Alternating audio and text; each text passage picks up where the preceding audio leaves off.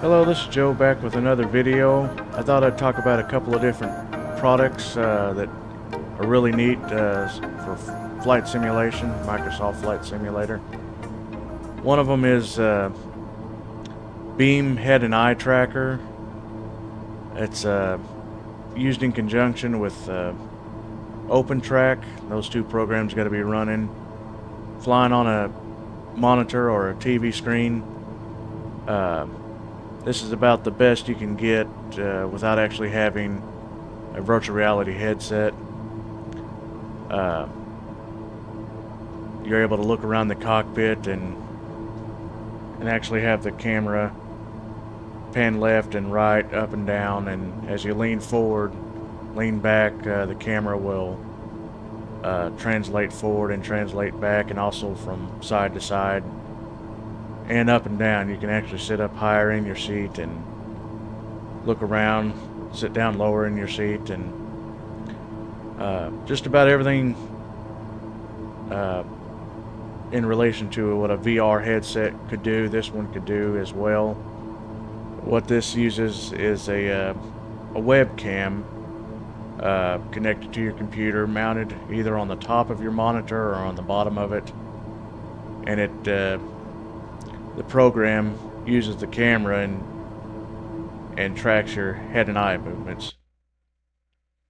Now, the first piece of software that you'll need to download from any website, you can just Google it. OpenTrack is the name of the software. It's free. It's completely free, and it works in conjunction with Beam Eye Tracker. I downloaded it off of GitHub, the OpenTrack software. The other piece of software is Beam Eye Tracker. Now, this one will cost you, it's about, I believe, about $30. You can buy it directly off their website, or you can download it, buy it and download it off of Steam. It has all the instructions in it to tell you how to set up everything. You can use it for auto racing games, flight simulators. And of course, it has the eye tracker. It's a lot like the Tobii eye tracker, but this one is just a piece of software that uses any webcam. You can pick up a webcam for about 40 or 50 bucks. So all total, it's probably about $60 or $70, maybe $100 at the very most, to get completely set up. The cost of the Beam Eye Tracker software and a webcam, if you don't already happen to have a webcam. You use it for a variety of games. This is their website, where you can download it there or go to Steam and buy it and download it. But I believe it's about 30 bucks. Different games you can use it for, and use it for work-related things as well with the eye tracker software. But it's a heck of a lot cheaper than virtual reality, and it's even a heck of a lot cheaper than the Tobii eye tracker, or even Track IR. This only costs maybe 80 bucks to 100. I think Track IR is about 150, and the Tobii eye tracker is about $300. And if you get much more expensive than that, you'll be probably buying a virtual reality headset and just going all out. But if you're trying to keep your costs low and increase immersion in your flight simulating experience, this is pretty decent. Yeah, so maybe 30 bucks for the software. The other piece of software that you need is free, and maybe 50 bucks to 100 for a webcam. It doesn't have to be anything fancy. And it really makes flying a lot easier. You're not having to fumble with a hat switch on top of your yoke or joystick quite as often, if at all. You're able to do traffic pattern work a lot easier, and GA aircraft running the circuit around the airport and being able to simply turn your head to look in that direction, just like real life or VR. Of course, the big difference is in real life and in VR, the motion of the camera is one-to-one to what your head is doing. So if you look 30 degrees to your left, the camera in VR, in a VR headset, will pan 30 degrees to the left, whereas this program, it's an accelerator, so you can look 30 degrees in real life and the camera could actually pan 90 degrees, or whatever you want to set all the settings to, and that's all adjustable in the OpenTrack software. And it kind of takes some time to get all the settings where you want them, and it's kind of jarring at first, but once you get it set up, it works quite well. But yeah, your physical head movement, you can't really look 90 degrees, and because you still got to be able to look at the monitor or TV screen, whatever you're simming on. So if you look left 30, 45 degrees, the camera can pan. You can have it set to pan all the way around, or pan it to just do 120 or 90 degrees to your left or right. Same thing with up and down, and the translation motion where you scoot forward in your seat and lean forward, and the camera in the cockpit will do the same. And you can have that be, some of those parameters be one-to-one and have it work out pretty good. But looking up and down and looking left and right, those will be accelerated movements, and it kind of takes some tweaking of all the settings to get it just right, and even then it's still just a little bit jarring, but you get used to it. But it makes it so much easier to do takeoffs and landings, taxiing around, looking for traffic on final and stuff like that, and running the pattern around the airport, and being able to just turn your head and the camera will pan and look at the runway to your left or to your right, and just glance down at your instruments. If you're flying an airliner, you can tilt up and look at the overhead panel. And it's got a few different key bindings that you can make, either on a keyboard or on the buttons on your yoke or joystick. You can the main three ones that I have binded on my yoke is the toggling the whole thing on and off. I also have that set to a binding on the keyboard. The other one is to recenter it, so if the camera gets wonky and you want to recenter it,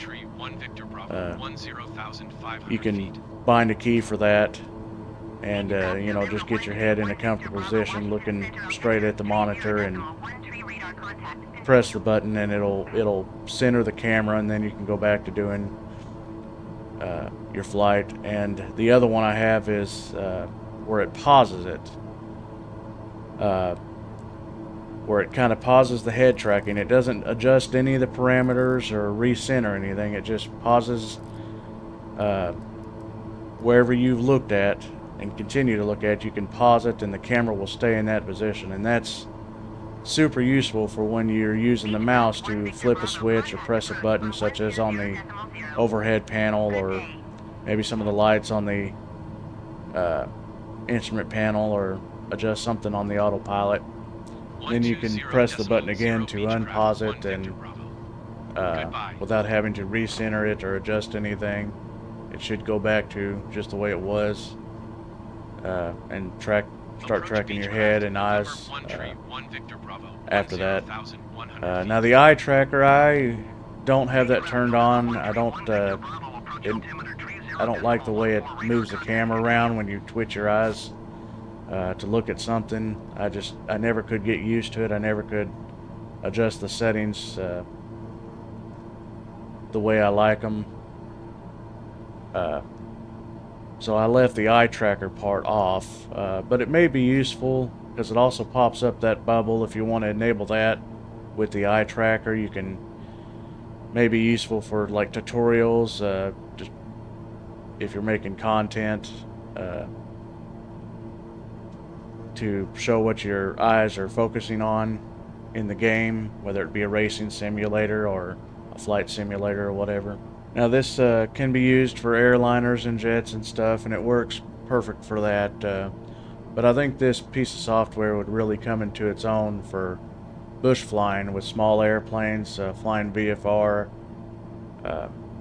out in the mountains or whatever, or even acrobatic aircraft, fighter jets, stuff like that.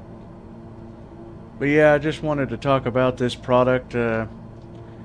I've seen a couple of YouTube videos about it, but most videos talking about head tracking is either Track IR or the Tobii Eye Tracker, and well, I'm sure those work just fine. They are kind of expensive, and all this requires is the $30 for the Beam Eye Tracker program, and then maybe another $50 to $100 at the most for a webcam. If you're wanting to get a little bit more immersion out of your flight simulator, still flying on a TV or a monitor without breaking the bank, this would be a good recommendation for that. But I think I'll jump to the part where we're coming in to Philadelphia International and just show you the how it works coming in and landing and what it looks like, and then we'll land and talk about some other features and another program that I'm currently using, and it should go without saying all this is for PC only. None of this will work on an Xbox, unfortunately, but we'll catch you on the ground.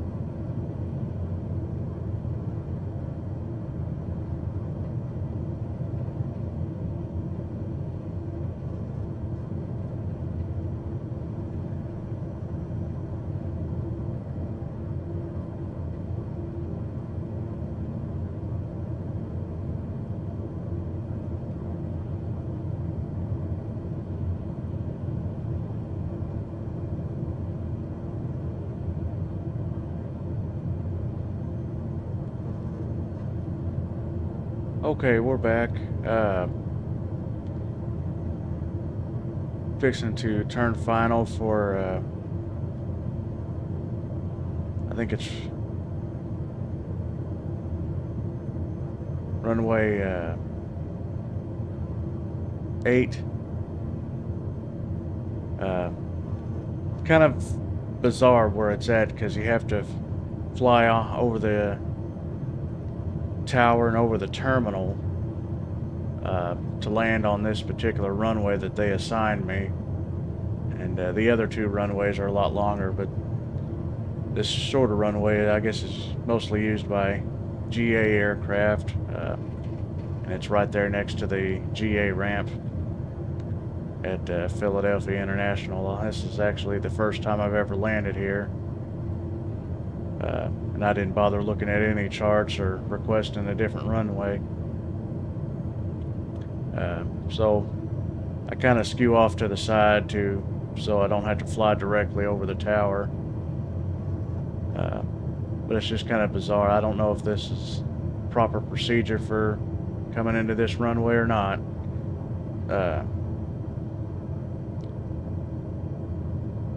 But we'll land and discuss some more features and settings and stuff.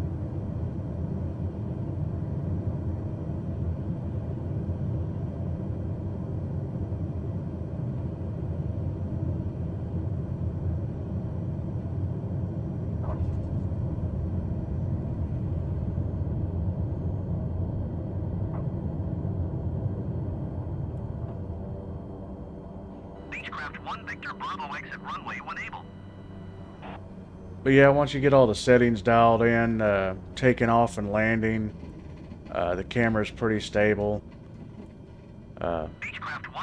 When you first load up the program and start using it, the camera's just all over the place, so you really have to spend some time with the sim running and the program's running and dialing all the settings in. Gosh, I must have been tinkering with it for 2 days straight to really get it the way I want it, trying all the different features and this and that.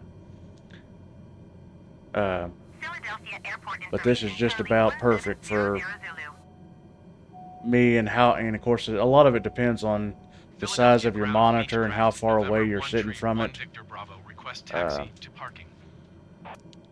And I think the program using a webcam, it only works at a certain distance. If you're too close or too far away, I don't think it works very well. I think it's about like something like 3 feet, 3 to 5 feet from the actual camera. I've moved my camera to different spots. Bottom of the monitor, top of the monitor, a little tripod on the desk in front of the monitor, and eventually I just settled on putting it back on top of the monitor. The only thing is it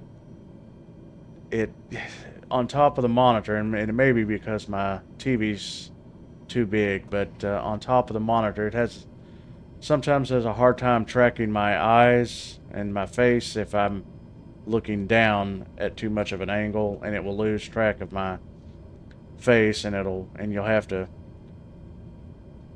kind of move around and let it track your face again before it catches up.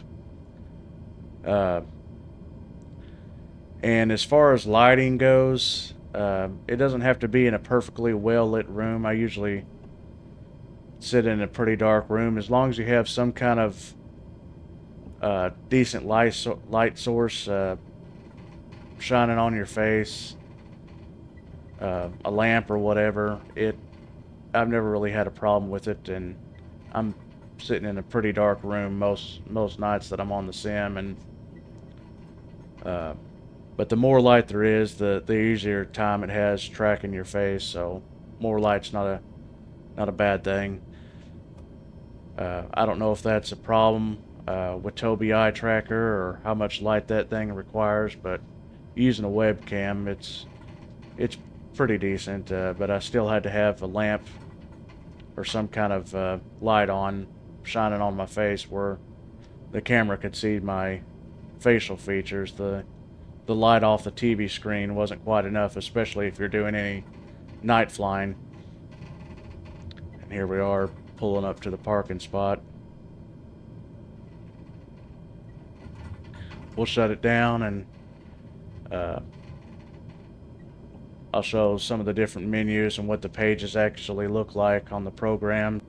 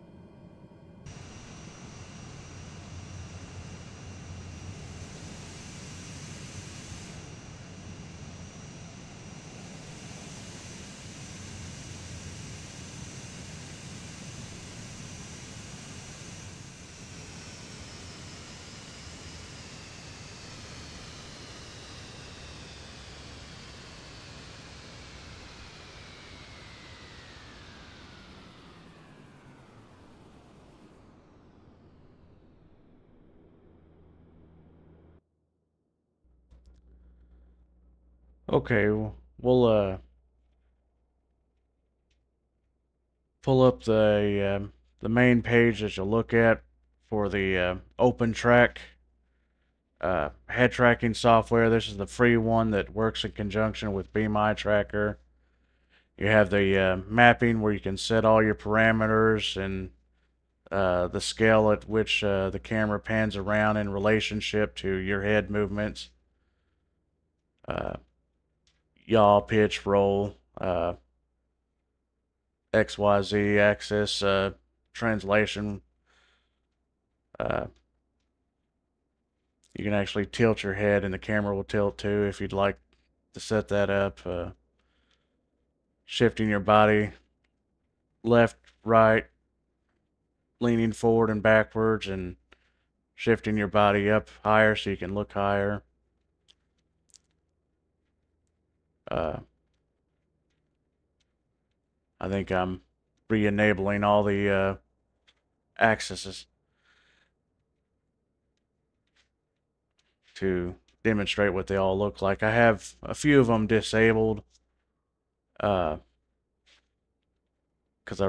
just really don't need them and don't really like what they do, especially if when it gets off kilter, they just.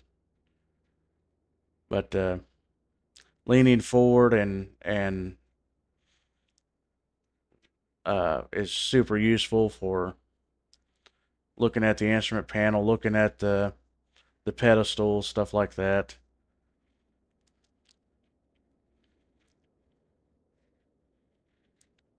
This is showing the x-axis where you can lean left and lean right,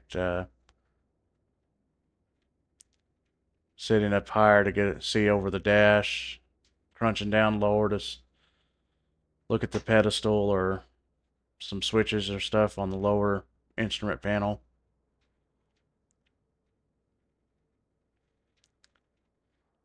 Yeah, it took me quite a while to kind of get everything just where I like it.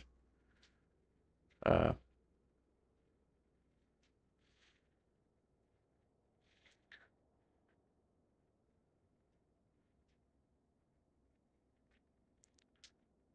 then you have the start and stop button. You can do that through the menu or through a key binding on your keyboard or joystick.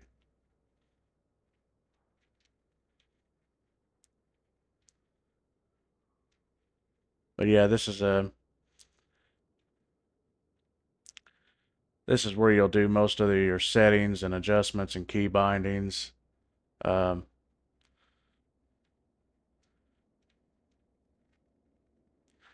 and I have two key bindings for the joystick and two key bindings that do the same functions on my control yoke uh, with the space bar on the keyboard set to just uh, toggle the tracking on and off altogether. And the next page, this will be the interface for the actual beam eye tracker. It's a head and eye tracker. Uh, this is where you can adjust the settings for where your camera's mounted and what angle, whether it's the camera's pointing up or down, the calibration, how sensitive the head and eye movements are. Uh,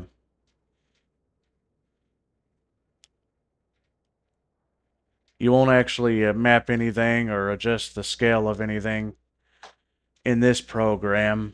Uh, that's all done through OpenTrack, but there are a few necessary settings to fiddle with in the Beam Eye Tracker interface itself. There's a few setup guides for how to set everything up.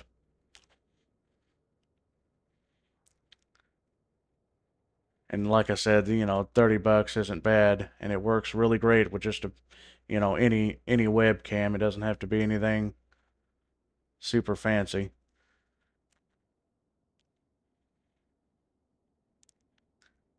Just kind of showing the different options and select your camera resolution and frame rate, whether the camera's mounted at the bottom or the top of the monitor.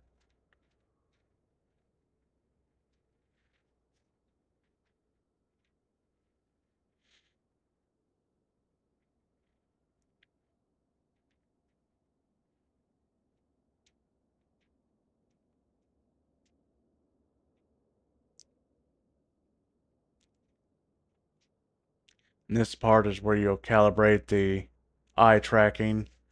You'll keep your head centered and just using your eyes to look at the target and use the mouse to click on the target while keeping your head in one position. And that kind of calibrates it so the eye tracking will be more accurate. This is me demonstrating the little eye tracking bubble.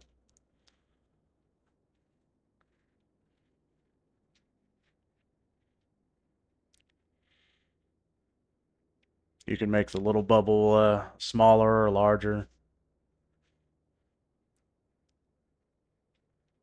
Like I said, this would be really good for tutorials or for content creators, and not just for video games. You could use this for other applications, I suppose, uh,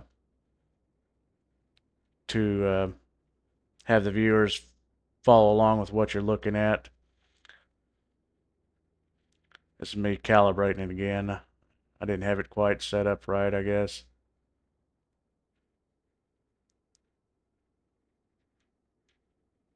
There, it's much more centered now. This is me looking all around my monitor, and it tracks pretty well. Uh, but for the actual flight simulation, I have the eye tracking turned off. It I never could get it where I like it, and it was all every time I'd glance at something, the camera would move, and it was just uh, a little jarring. Uh, but dialing in the head tracking part really worked out perfect.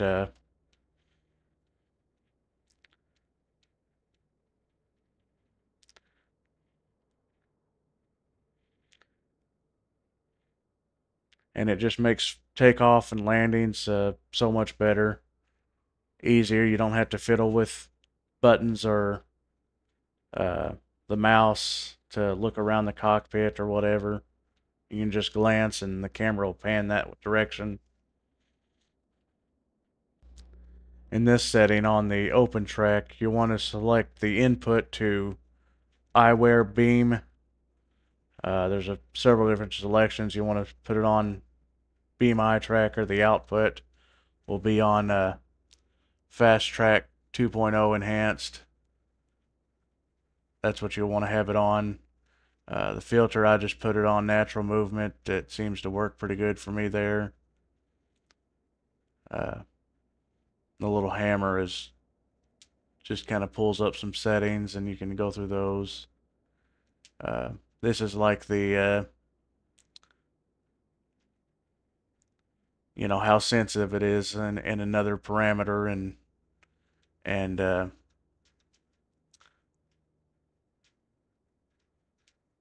some more settings. I mean, you can spend hours just fiddling with all this stuff, seeing what it all does and how it affects the camera. And of course, this will even pan the camera around from outside the aircraft, from the chase view of the airplane, and you can. That's kind of neat to be able to do that if you're on a long flight and just cruising around. You can look outside or look around while they in the chase camera outside the aircraft. And in the settings, uh, under controls, you can find where it shows track IR. You'll just leave that as it is. You won't have to adjust anything there. That's the program running for the head tracking software. You'll just leave it as default. It shouldn't be anything you have to do to make it recognize the program. Should just pop right up. It did for me.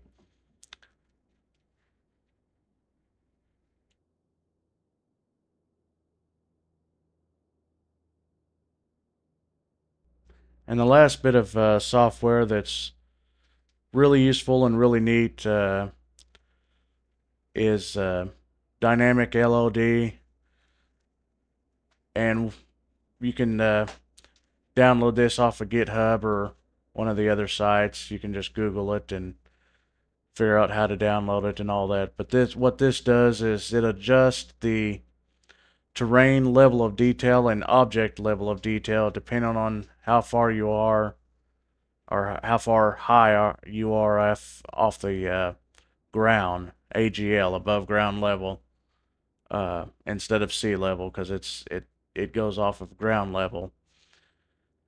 And you can set a few different, I think I have about 5 different settings for different altitudes where I want it to increase the terrain level of detail the higher up I go, and then reduce it as I get lower and lower. The idea being that the lower you get and the closer you get to an airport, that's usually when it starts to stutter and the frame rates drop. Uh, and this will reduce the LODs lower and lower to keep the performance and the frame rates, the FPS at a manageable level, an acceptable level to keep stuttering from happening. And you can press the S, that's save. You can add them and take them away with the plus or minus sign. You have to double click on each column, or each row, I mean. And same for the object LODs, level of detail for the objects. But these are my settings if you want to copy them. This one up here is this is a setting where you can set it to automatically reduce the LODs if the FPS drops below a predetermined setting. You can adjust the FPS counter and all that. So if it drops below, say, 25 or 20 FPS on average, it will automatically reduce all the LODs down to whatever the minimum is that you set in that program. There's another program that's kind of similar called Auto FPS. I haven't used that one, but it does something pretty similar. But this is just to help with performance on takeoff and landing, getting low to the ground, and uh, just to try to maintain a good FPS. It's also a free bit of software. But anyways, I just wanted to show some of these programs. They run really great. Thank you for watching, and have a great day.